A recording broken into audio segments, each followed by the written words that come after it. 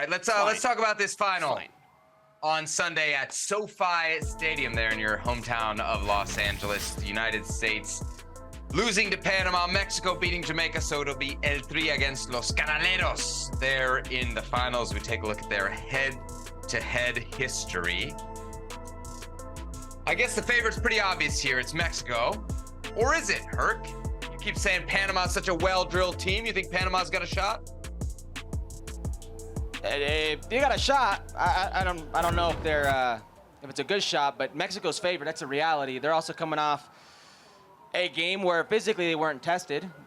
Jimmy had the luxury of subbing players off, knowing that he would play the final, where Panama went 120 minutes in a very physical game, in a very, very hot day in San Diego on a dry field, a very hard field.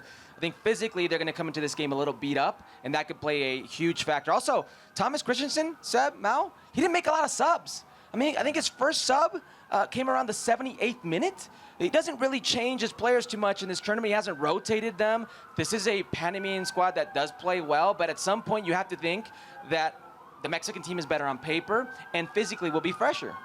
If Mexico plays like they did tonight. Convincingly.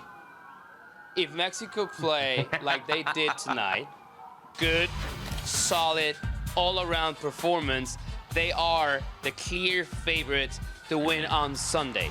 Now, one of the reasons why I keep saying I was not 100% convinced was because I was very, very disappointed in Jamaica. Yeah. I believe Panama can be a tougher opponent for Mexico if they play up to their level. Yeah.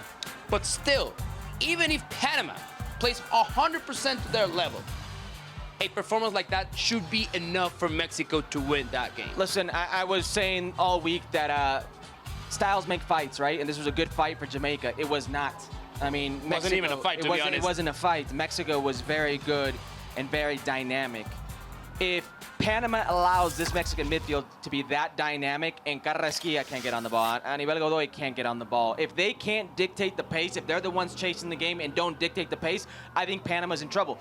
But the same goes for Mexico. If you allow Carrasquilla, who's been one of, if not the best players in this tournament, to dictate the pace, with Godoy there, allow them to manage the rhythm of this game, they can absolutely complicate things for Mexico. But on paper right now, Mexico's a clear favorite. Yeah, it'll be different for Mexico. I mean, Panama, I feel like, is a much more responsible team than Jamaica was tactically today. At one point, it looked like they were playing with, I don't know, 4 up top, 5 up top. We know Panama won't go that crazy. Certainly not in a final. They were certainly disjointed. So for all the talent in the world there, you could see why they maybe fell apart. Now, give us the perspective. What's at stake for Mexico on Sunday? This tournament has kind of a lackluster feel to it. It's a trophy that if you hold it above your head, you're saying, hey, we beat a bunch of B teams. Yet we know what a disastrous 6 months it's been for Mexican football. And if you want to go beyond that, a disastrous 18 months, 2 years. What would it mean to bring home a title, even if it is the Gold Cup? I'll put it this way. Remember your worst hangover? Remember how you felt after that first sip of an energy drink the next morning, the morning after? Drink? Remember how you felt? That's how the Mexican national team players are gonna feel if they leave that trophy.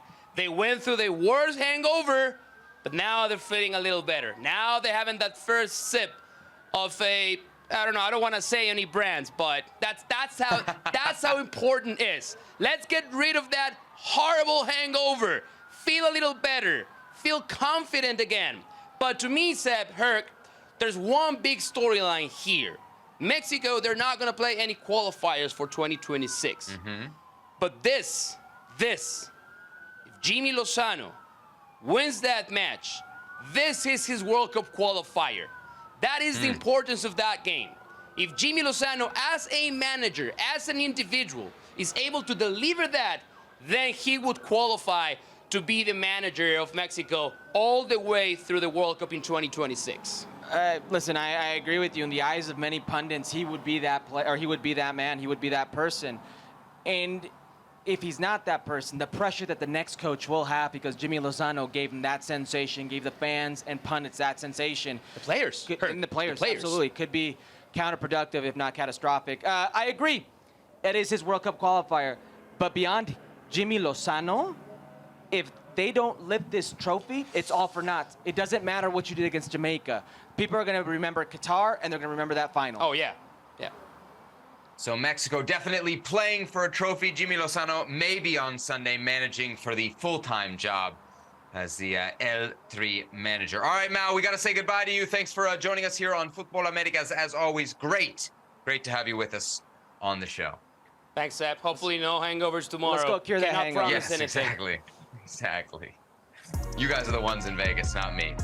And here's a look at the Panama-Mexican comparison. That's who we're going to see in the Gold Cup final against SoFi Stadium on Sunday for the top spot in CONCACAF's Continental Tournament. Well, thank you very much for watching ESPN on YouTube. For more sports highlights and analysis, be sure to download the ESPN app. And for live streaming, premium content, and let's not forget as well, ESPN FC 7 days a week. Subscribe to ESPN Plus.